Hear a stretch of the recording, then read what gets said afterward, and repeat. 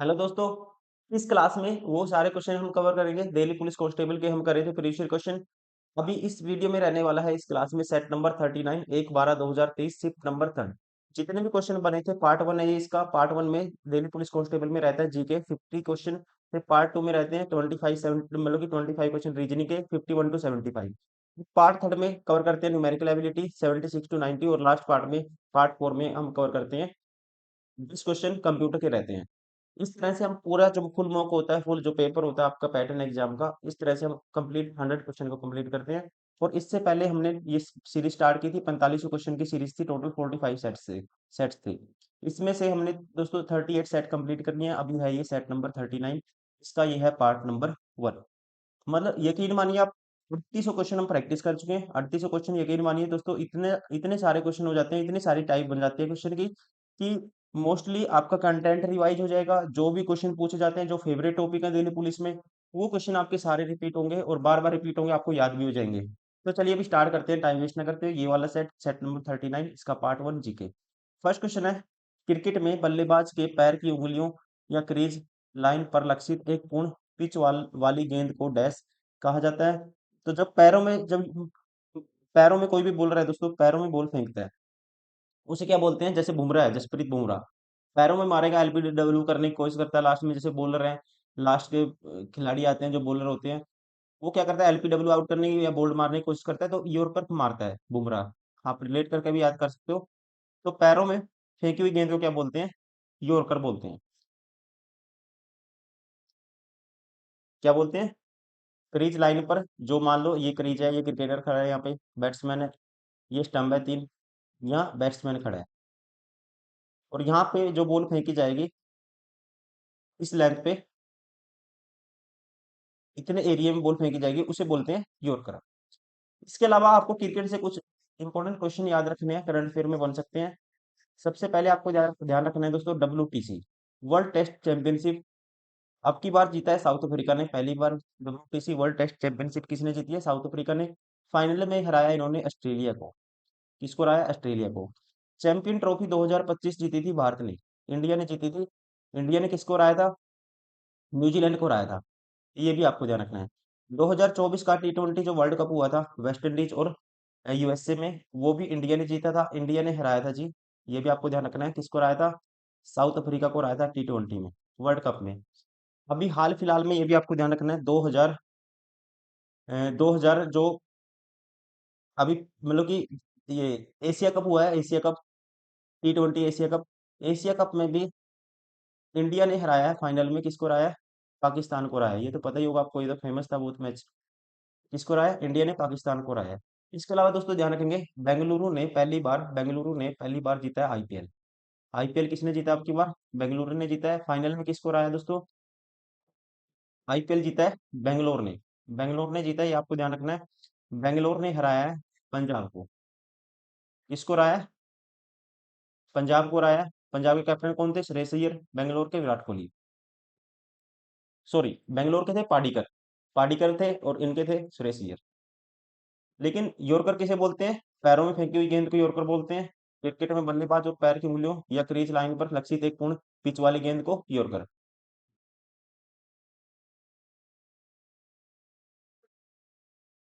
Question number 2,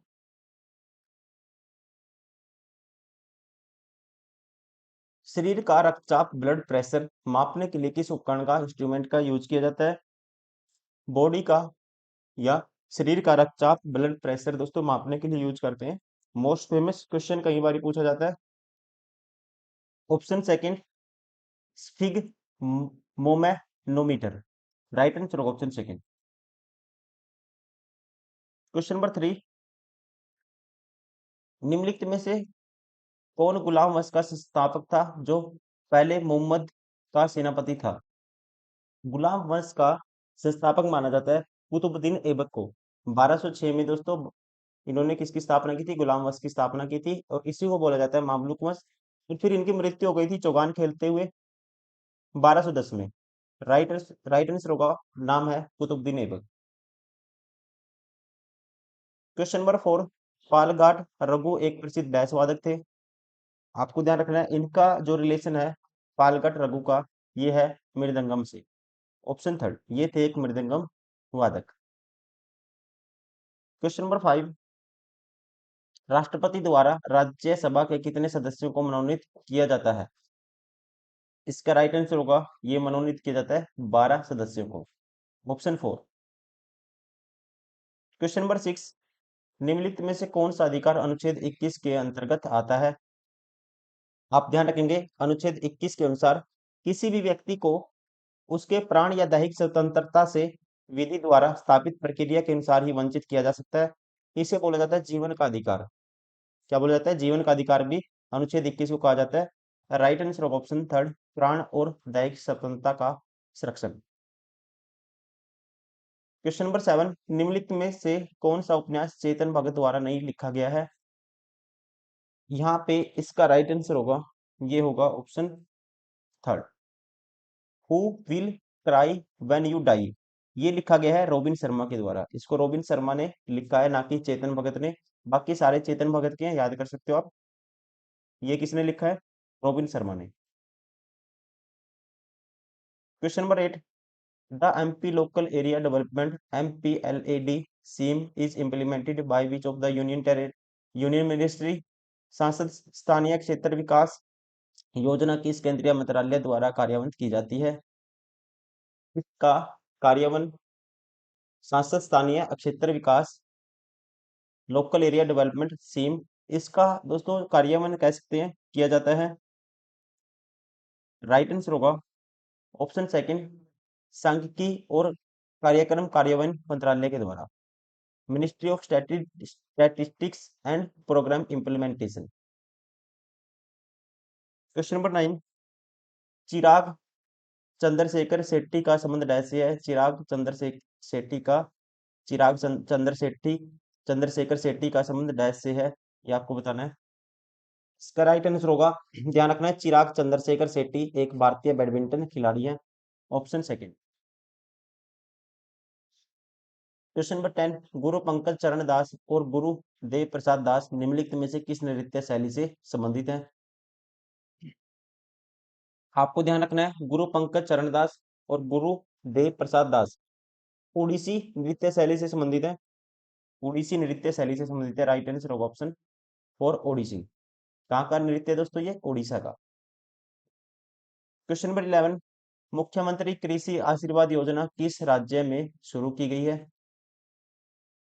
आपको ध्यान रखना है, इस योजना की शुरुआत की थी झारखंड ने। मुख्यमंत्री कृषि आशीर्वाद योजना झारखंड सरकार के द्वारा शुरू की गई है। और इस योजना का जो उद्देश्य था, राज्य के किसानों को कृषि विकास को बढ़ावा देना, राज्य के किसानों के लिए, और साथ ही साथ उनको पैसों की सहायता देना, वित्तीय फाइनेंस हेल्प करना फाइनेंशियली। राइट आंसर होगा ऑप्शन थर्ड, शुरुआत की थी झारखंड ने। क्वेश्चन नंबर 12, निम्नलिखित में से किस संसदीय शासन प्रणाली का एक अवगुण माना जा सकता है? मतलब कि अवगुण का मतलब उसका जो बैड है, बैड डिफेक्ट, जो कह सकते हैं नेगेटिव पॉइंट कौन सा है? नेगेटिव पॉइंट है यहाँ पे संसदीय प्रणाली का एक अवगुण माना जाता है दोस्तों अस्थिर सरकार। अवगुण कह सकते हैं, बैड करेक्टर क्या होगा? जब सरकार स्थिर नहीं होगी, अस्थिर होगी, एक सरकार नहीं होगी, सरकार लगातार बदलती रहेगी, इसे माना जाता है अवगुण। Question number 13, who was the autobiographer of ace against odds? Most famous book question कई बार पूछा जाता है इससे। एस अगेंस्ट ओड्स जो ऑटोबायोग्राफी है, ये है सानिया मिर्जा की। राइट आंसर होगा option first, Sania Mirza. Question number 14, काई कंगारू प्रथम 20 सेकंड में 150 मीटर दौड़ता है और फिर अगले 10 सेकंड में 100 मीटर दौड़ता है। अभी भी उसका विस्थापन केवल 50 मीटर है। कंगारू की औसत उछाल आती है। देखो मैथ का क्वेश्चन है, ये मैथ में करेंगे, ठीक है? मैथ का क्वेश्चन है दोस्तों, मैथ में करेंगे इसको। अब स्किप करते हैं, गलती से ये जीएस में जनरल नॉलेज में, जीके में ऐड हो गया है। इसको मैथ में डिस्कस करेंगे। Question number 15, east India company ने राजपुर घाट की संधि किस मराठा शक्ति के साथ की थी? इसका राइट आंसर होगा, ध्यान रखना आपको, राजपुर घाट की संधि 1805 में हुई थी ब्रिटिश ईस्ट इंडिया कंपनी और यशवंतराव होलकर के द्वारा। ब्रिटिश ईस्ट इंडिया कंपनी और होलकर के द्वारा की गई थी 1805 में। राइट आंसर होगा ऑप्शन सेकंड। पूरा नाम क्या था इनका? यशवंत राव होलकर। क्वेश्चन नंबर 16, निम्नलिखित में से कौन सा भोजन आयरन से भरपूर नहीं है? कौन सा फूड है दोस्तों जिसमें आयरन नहीं होगा? Which of the following food is not a rich in iron?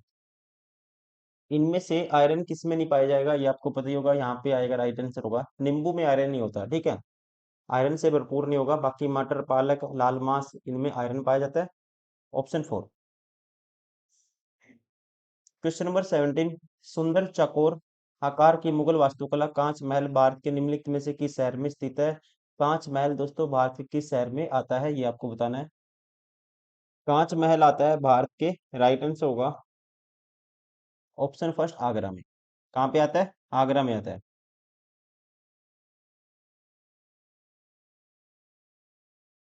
Question number 18, निम्नलिखित में से कौन सी नीतियां व्यापक रूप से भारत सरकार के वार्षिक वित्तीय विवरण द्वारा प्रकाशित की जाती हैं? अब आपको पता ही होगा भारत सरकार का वार्षिक वित्तीय विवरण क्या होता है दोस्तों? बजट होता है।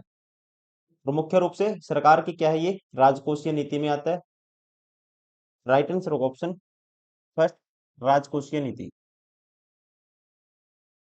क्वेश्चन नंबर 19, वह दर क्या कहलाती है जिस पर उपभोक्ता अपने भोजन में रासायनिक ऊर्जा को अपने बायोमास में परिवर्तित करते हैं? What is the rate at which consumers, मतलब उपभोक्ता, convert the chemical energy their food into their biomass cold? आप ध्यान रखेंगे, उपभोक्ता जिस दर से अपने भोजन में मौजूद रासायनिक ऊर्जा को, केमिकल एनर्जी को बायोमास में कन्वर्ट करता है, उसे बोलते हैं द्वितीयक उत्पादकता। द्वितीयक उत्पादकता या सेकेंडरी प्रोडक्टिविटी उसको बोला जाता है। और ये क्या है दोस्तों? Consumer level for energy store, consumer level for energy स्टोरेशन। Right answer होगा ऑप्शन फर्स्ट, दैट इज द्वितीयक उत्पादकता या इंग्लिश में बोलेंगे सेकेंडरी प्रोडक्टिविटी।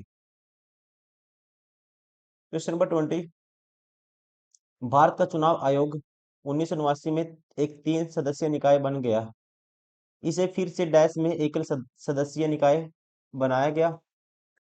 तो आपको ध्यान रखना है, इसको सिंगल मेंबर बॉडी में कन्वर्ट कर दिया था 1990 में। फिर 1993 में उसके बाद फिर क्या कर दिया था, इसको कह सकते हैं 1993 में इसे फिर से 3 सदस्यीय निकाय बना दिया गया था। ये भी आपको ध्यान रखना है।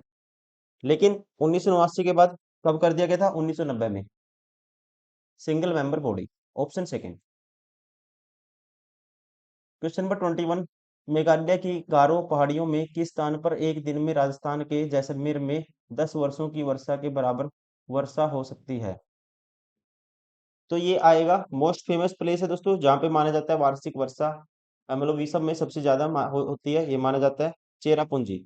चेरापूंजी जिसे सोरा के नाम से भी जाना जाता है, मेघालय के शिलांग पठार पर स्थित है ये, और दुनिया में सबसे अधिक औसत वार्षिक वर्षा वाले स्थानों में से एक है। राइट आंसर होगा that is Cherrapunji.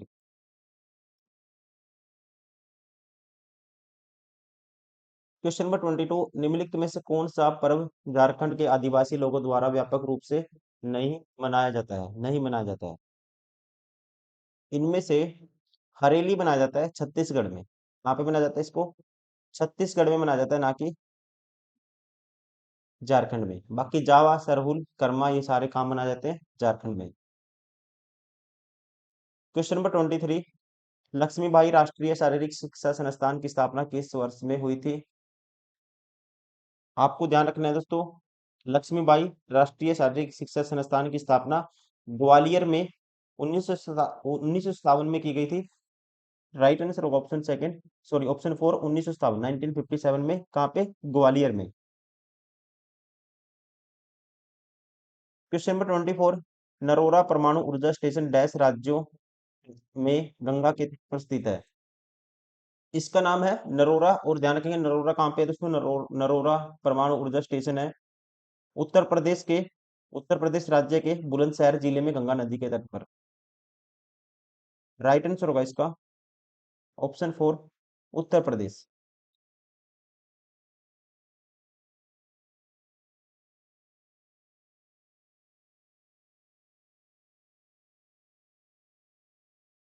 Question number 25,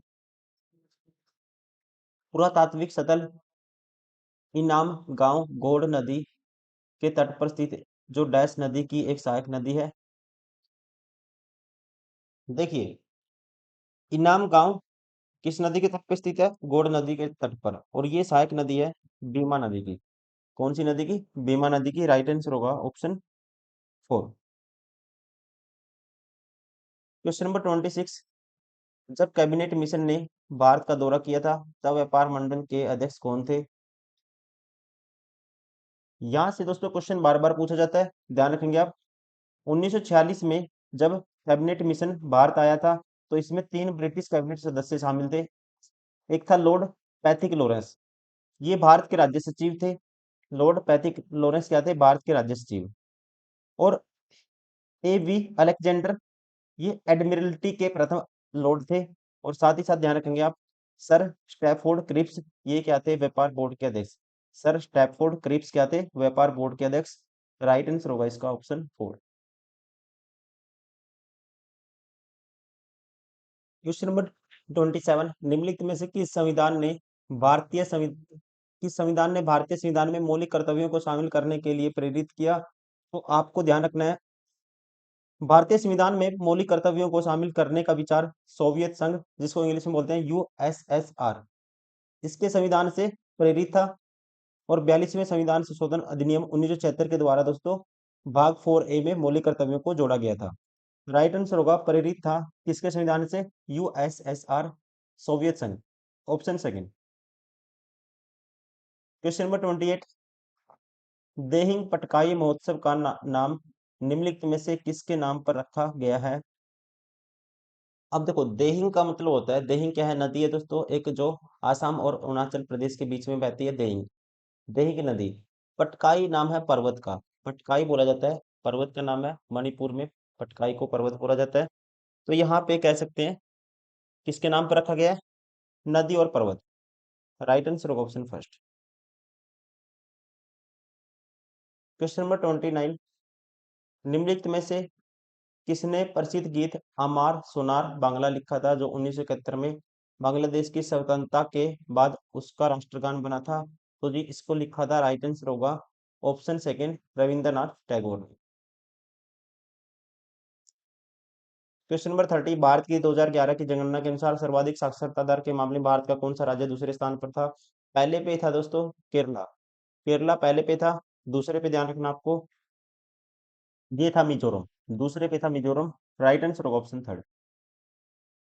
Kerala सबसे ज्यादा 93.91% और मिजोरम की थी साक्षरता दर 91.58%। क्वेश्चन नंबर 31, लल्लन फकीर निम्न में से किस लोक संगीत के लिए प्रसिद्ध है? लल्लन फकीर का संबंध है बाउल लोक संगीत से, इनका संबंध है बाउल लोक संगीत से। Option first. क्वेश्चन नंबर 32, परिवार नियोजन को डैश पंचवर्षीय योजना में पेश किया गया था? आपको ध्यान रखना है, भारत में परिवार नियोजन कार्यक्रम को तीसरी पंचवर्षीय योजना, जिसका टाइम पीरियड था 1961 से लेके 1966 तक, 1966 तक इसमें पेश किया गया था। और ध्यान रखेंगे, भारत दुनिया का पहला देश था जिसने 1952 में राष्ट्रीय परिवार नियोजन कार्यक्रम शुरू किया था। कब किया था? 1952 में।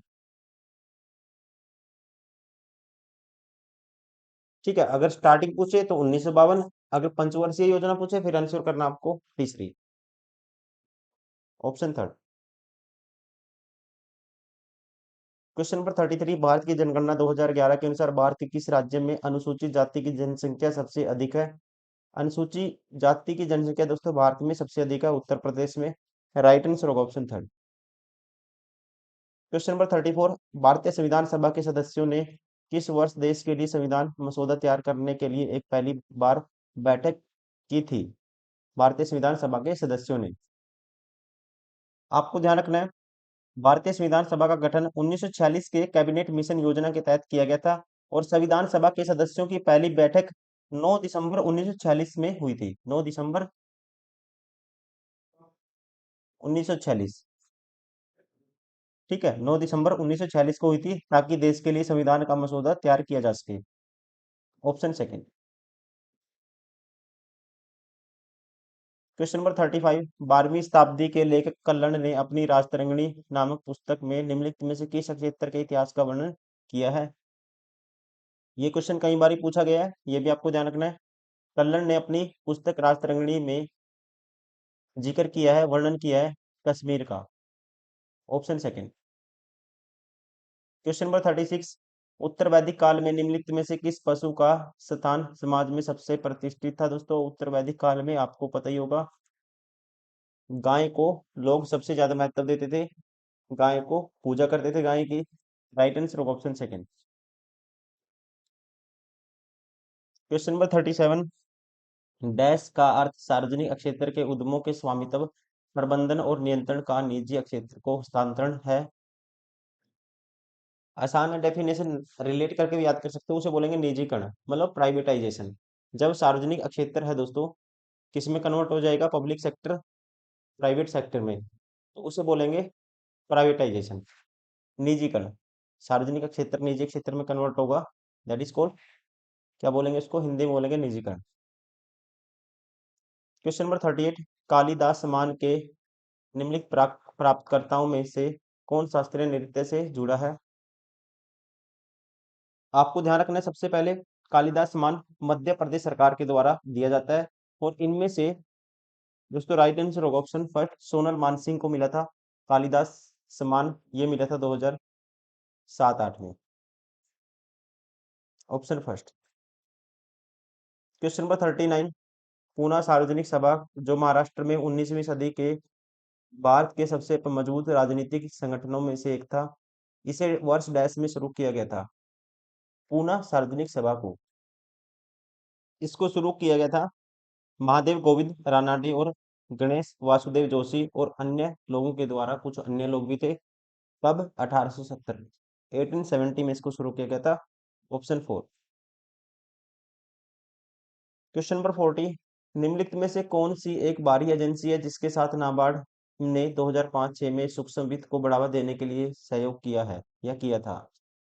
नाबार्ड ने 2005-6 में सहयोग किया था Swiss agency for development cooperation के साथ। Right answer option second. NABARD दोस्तों स्थापना पूछ लेता है, ये भी आपको ध्यान रखना है, 1982 में।